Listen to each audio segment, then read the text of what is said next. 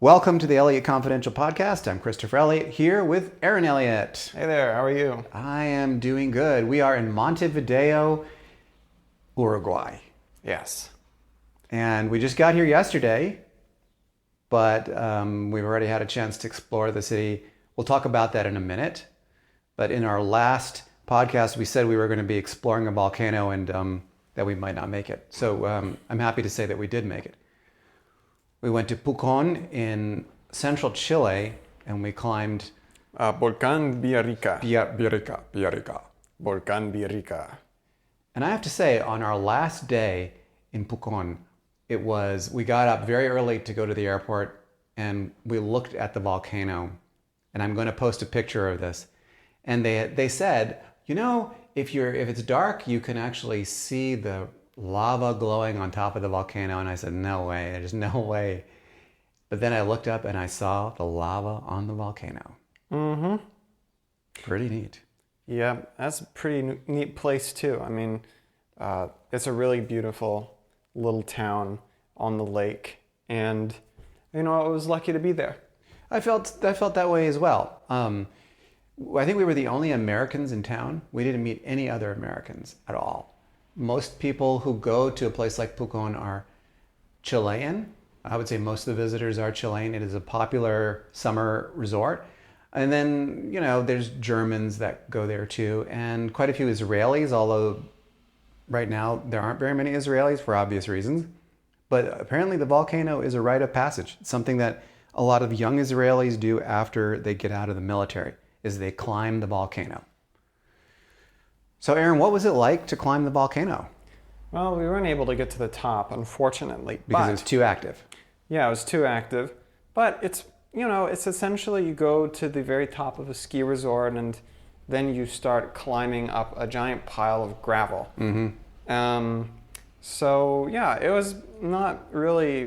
wasn't the most amazing, spectacular thing in the world. I think the crazy thing was being above the clouds and seeing the other volcanoes. That was really cool. That was, yeah.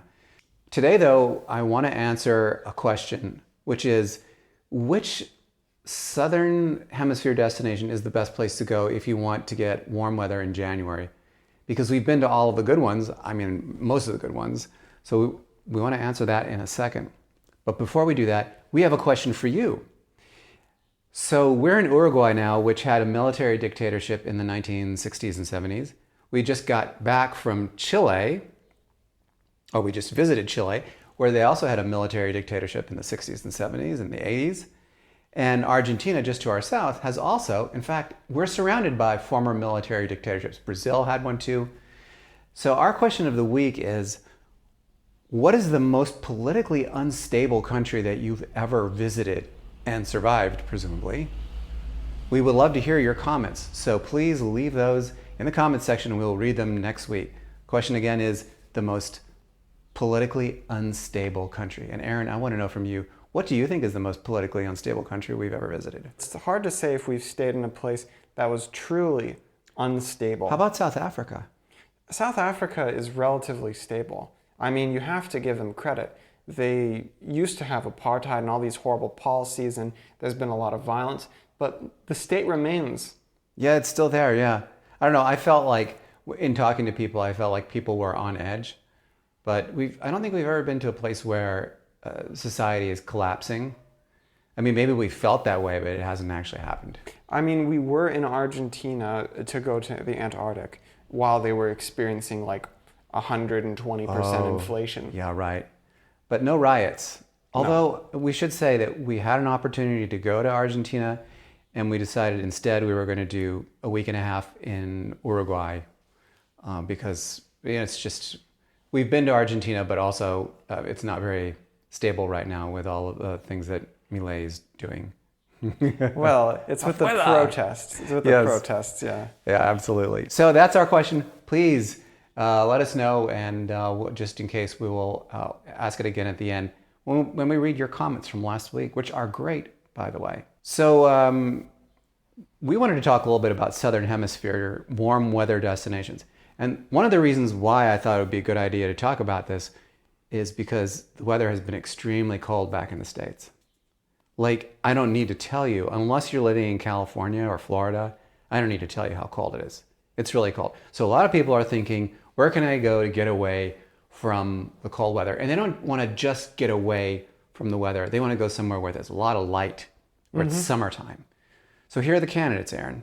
Yeah. South Africa, New Zealand, Australia, and Argentina, Chile, Uruguay. Places that we've all been to, and we've all been to them, in the Southern Hemisphere summertime. So what do you think? Where would you recommend that people go? Personally, I think that if I could be there right now, I would be in Auckland.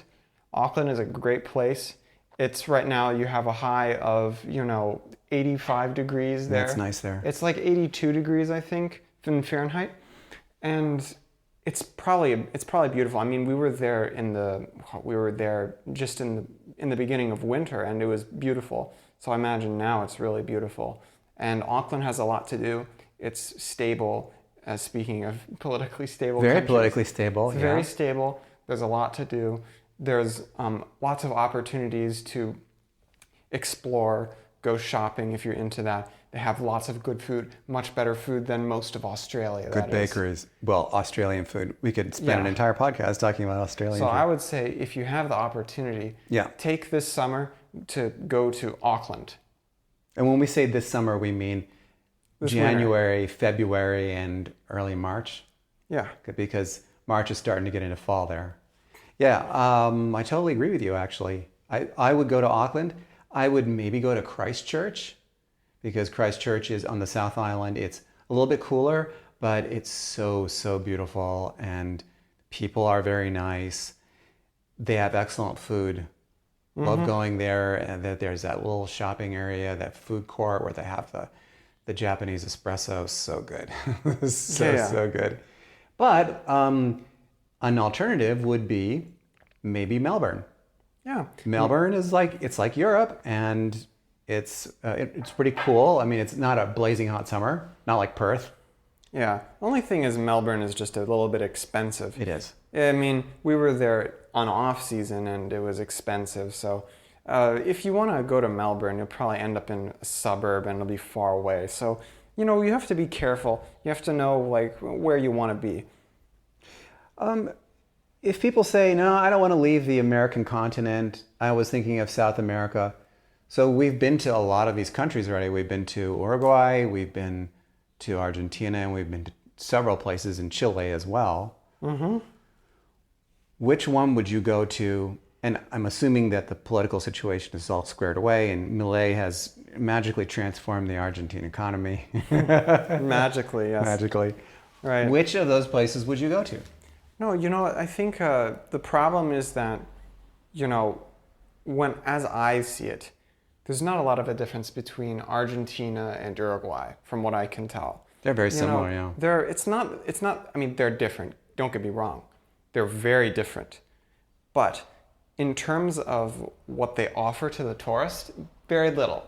Very little has changed. Yeah. So Argentina, it offers, you have, Ushuaia, and you have essentially all the tourist places. That's such a tourist right town, next to the Andes. Yeah. So if you want the Andes experience, firstly, you're going to be spending a lot of time in the western part of Argentina or just in Chile. And so I would say, if you want that beautiful experience, just go to Chile. Yeah. Chile is probably way better. I know that Chile is very inexpensive compared to Uruguay. We can talk about that. We can talk about, and actually next week we're going to really have the full Uruguay podcast, because we've only been here. We haven't even been here for 24 hours yet. Yes. I will post some photos of Uruguay, but we're going to do the full Uruguay thing next week. But yes, Uruguay is ridiculously expensive. We were just staying in Pucón, and we could get for $1.50 US, roughly about that. We could get 1 kilo of cherries. Yeah. And we could get 1 kilo of blueberries on their beautiful, amazing cherries, local cherries. Yeah. And similarly, we could get for $3.50 a kilo of blueberries. Now, in the United States, you can get that sometimes at Costco, But now, if you want 18 ounces of blueberries at Costco, that's going to be setting you back $9. Oh, I was shocked by some of the produce prices. The blueberries, especially. I don't know. And raspberries why too here. They're so yeah. The raspberries are really cheap here. You can get lots of raspberries. Well, when you say here, you mean in Pucón. Chile. In Pucón. Yeah. Here, everything is half as much and twice the price. Yeah, so everything in Uruguay costs 4 times as much. Chile, you have cheaper produce, you have better produce, you have more beautiful mountains, and yeah, they don't really have mountains here. They don't have mountains. I haven't in seen Uruguay, it yet. I don't think.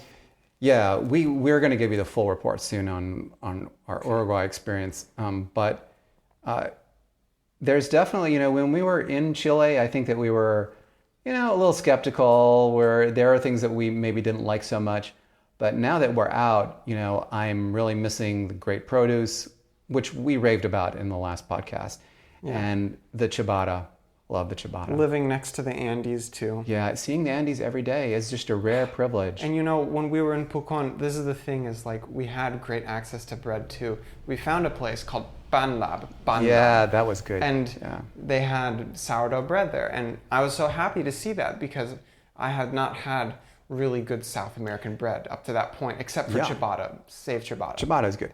I think that people are shortchanging themselves when they don't go to a grocery store when they're visiting someplace, because you learn so much about a place by visiting a grocery store. You even just going and buying, maybe some produce it's a great experience. You sometimes taste something that you've never tasted in your life. I mean, the cherries there are really amazing, and you just get to see how people live, how normal people live. Yeah, and here in Uruguay, it's interesting because every grocery store and every little convenience corner store has tons of yerba mate, and you see people walking down the street with the gourds and bombillas filled with mate every day. They're like addicts. They're nursing their bombillas. It's a gourd. They're nursing a gourd. The bombilla is the straw. Yes, I know what a bombilla is, yes. Yes. Well, you would be nursing the bombilla, but it would be inside a, never mind, yeah, what I'm saying. And they have also what do you call those, the thermoses? Mm-hmm. They've got thermoses. Yeah. We saw a guy who was pouring hot water into his bombilla, and his hands looked like they were shaking. So it's a mate. Mate is the gourd, and the bombilla is the straw. And yeah, he's probably shaking too. So. That's what I meant to say. Yes, thank you. Anyway, yeah, he would look like he needed another hit. Oh God! It's my understanding that people here in all over South America, they like their mates and bombillas and whatever else not, and but that here in Montevideo or in Uruguay, they take it to the next level. They do take it to the next level in Uruguay. Yeah, so if you go to a corner store, they have it. And also another thing is marijuana is legal here, which means the obvious logical next step is that there's cannabis yerba mate. No joke, there's cannabis yerba mate. If you don't believe me, just look it up.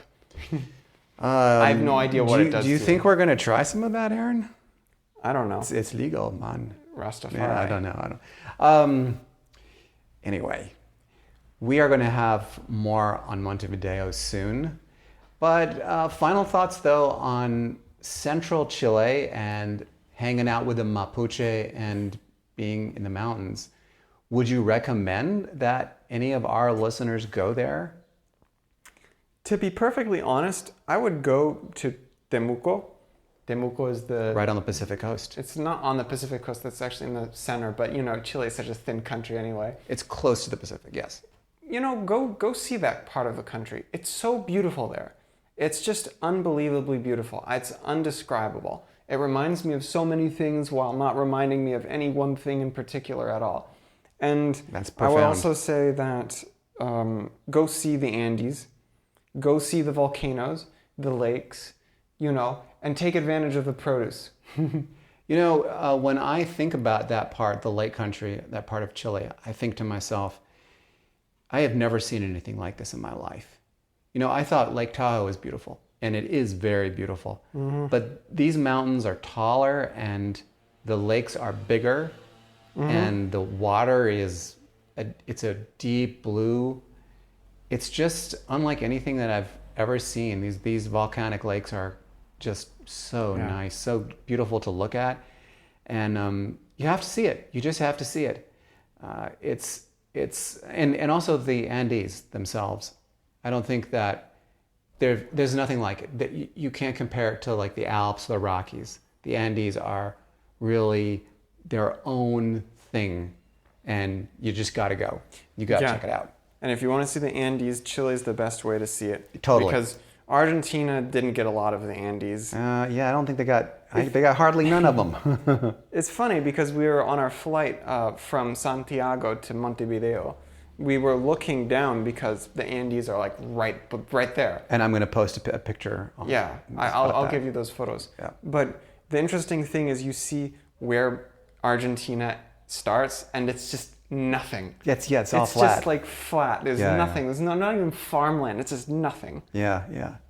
So if you want to see mountains, go to Chile. Check out the produce. That's our recommendation. Yeah, I mean, our full-throated endorsement is to eat the Chilean produce. Eat Chile, yes. The grapefruits are so good too. Yeah. In our last podcast, we asked the question, what's the first thing you do when you arrive at a new destination? And we asked because we were arriving at a new destination. What is the first thing that we did here, Aren? First thing that we did is we unpacked and we went to the grocery store. And we did our laundry because we forgot to do it before. Actually, we didn't forget to do it. The wait time for these laundry places was like too long, so we wouldn't have been able to get on our flight if we'd done our laundry. It's 24 hours to get laundry done. There's a place across the street. And actually, it's really ridiculously expensive. The place in Pucón was charging like $13, $14 for a load of laundry, which is a lot. And unfortunately, we're in a rental. We're actually in an Airbnb, and unfortunately, the spin cycle doesn't work, so all of our laundry is still a little wet. I had to put my laundry on wet this morning. Yeah, it was not complaining, soaking. but I think it's dry now. Yeah. Most of it. There's a few parts that are not so dry. Anyway, what's the first thing you do when you arrive at a new destination? Jay says, inspect my room, leave my luggage, and begin exploring the city on foot. Good idea. I would do that too. In fact, that's what we did today, is we explored Montevideo and took pictures down by I don't know if they call it the beach, because it's technically not quite the Atlantic, but anyway. Heidi says, I get a SIM card at the airport and money at the airport. Yeah, getting a SIM card is important. However, what's really important is that you have an unlocked phone so you can get an eSIM, because eSIMs can be much better deals than whatever they're charging for a SIM card at the airport. The last place that we got a SIM card, a physical SIM card, was Turkey. Greece. It was Greece, yeah. It was Greece, when we were in Athens. And then after that, we discovered the glories of the eSIM, which means that you do not have to have anyone sticking a physical card into your phone or asking you for your passport, which they often do when you get a new SIM card. The only downside is you don't have a local phone number. I hope they fix that. Sam says, grocery store first. Since we only do carry-on, which is really smart, by the way, Sam, we pick up toiletries. My husband likes to try local snacks and potato chip varieties. I look for dark chocolate and produce. Dark chocolate, it's one of our basic food groups too. The mini pineapples in South Africa were amazing. They also have good mini pineapples in the Azores. The Azores, yeah. Those are really, really good. Yeah. Azorean pineapples. We also ask other shoppers or store workers. She says a store worker in a small town in Norway turned her on to one of the best frozen pizzas that they've had, and they wouldn't have purchased it on their own. Norwegian grocery stores. We could do a whole podcast on Norwegian grocery stores. Yeah, well, we need to go back to Norway sometime so we can do that fully, because we were only there for like a week. The Norwegian grocery stores that we saw didn't seem to have a lot in them. They were in coastal Norway. But I think that and when we were in Bergen, I think we got into a grocery store there, didn't we? Yeah, it was a small grocery store. But I think that maybe we want to visit other places in Norway and see some of their grocery stores. That's how we tour a place, is by going to grocery stores. Mickey says, if I'm somewhere for more than one night, I immediately unpack. If it's been a long plane ride or train trip, then I go out for some fresh air. Mickey, you have inadvertently created a controversy with your answer because it is a to unpack or not to unpack question. I do not unpack. I have never actually fully unpacked my bag. Yeah. Aren, do you unpack your bag? I don't know. I mean, this is the thing is, I remember when I was still living home and I was like, yeah, I'm just going to keep my laundry in the bag. I think that there are more efficient ways of handling your personal belongings than unpacking them. And, you know, I assume you also mean hanging them up on the coat hangers, etc. I just don't think that that's, for me personally, I wouldn't do it because it doesn't make a lot of sense. What I usually do with my clothes actually is I'll do the laundry and then I will organize them into like one day's worth of clothes. So for example, I'll have pants, shirts, underwear, socks, and I will put that, and then I'll stack those on top of each other. So that way, all I need to do when I wake up in the morning and I need to take a shower is I grab one pair of clothes and that's all I really need. And it's the same thing with my laundry.